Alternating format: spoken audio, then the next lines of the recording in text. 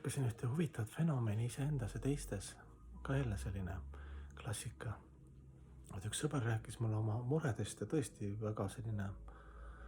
palju õnnetusi ja surmasi ja terviseprobleeme ja noh, mina kui sõber, ma püüdsin nagu kuulata nagu ära, eks ju, et selles mõttes, et no mitte niivõrd palju nagu kaagutada vahele, aga kuulata, lasta tal tühjaks rääkida ja ta rääkis sellest ja ma südame tühjaks ja siis ma mõtlesin, et okei, et mul ei ole nagu mingit, ma ei ole mingi doktor, arst, suur guru, aga noh, ma ei saa nagu ka, et ma mitte midagi ei tee, et umbes, et noh, tunnen kaasa. Siis ma nagu võtsin kokku ja andsin nii palju, kui ma saan talle siis mingi teadmisi, kuidas proovida seda teist ja kolmandat, eks ju. Andsin talle nagu nõu, ilma, et ma ütlesin ka talle, et ma ei tea, et kas nad aitavad, et ega sa ei pea seda nõu kuulama, sest ma ise ka ei ole veel kuhugi jõudnud ja kuidagi nii. Ja tulemus oligi see, et võib-olla ta mõtleb praegu, et ta saatis mingi nalja vastu ja kõik elu läheb edasi.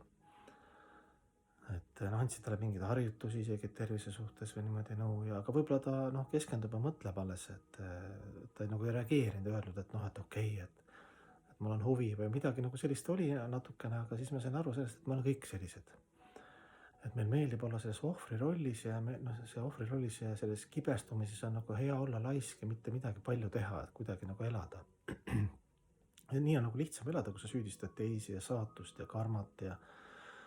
või oma tervist, et nad teeks palju nii ja naa, aga kui asi läheb nagu konkreetseks, et mingeid väikseid asju teha, et hakata ülesannes ehitama, siis me oleme nagu, me ei ole eriti entusiastlikud, kuna me oleme harjunud selles seisundis, ma ise vaatan ka, et tuleb kogu aeg see tume pool, kui tahab peale tulla, siis see on nagu teatud nauding, et väga hea, et ma saan nagu puhata sellest, et mind ei huvita midagi, las minna, olengi selline luuser, eks ju, et see on selline kõige peenem püünis ja kõige parem lõks siis selle illusoorse energia poolt. Et põhjused mitte siis nagu olla tänulik Jumalale, Emale, Isale, mitte elada teiste nimel ja Jumala nimel ja iseenda hinge ja keha päästmise nimel. Et see on nagu liiga regulaarne ja liiga, sa pead olema naksis ja kogu aeg nagu ennast ületama, et meil ei ole nagu sellist harjumust, et meil on pigem harjumus see, et saaks nagu sellest materiaalse maailma ratsionaalsest energiast, nendest jamadest lihtsalt puhata, aga puhata kõige paremini depressioonis, eks ju, sest depressioonis siin nagu see on ükskõik, sa vähemalt ei ärritu või ideaalis ei ole isegi närvis, paned mingi väikse intoksilise ainega sisse ja see on nagu mõttetu maailm.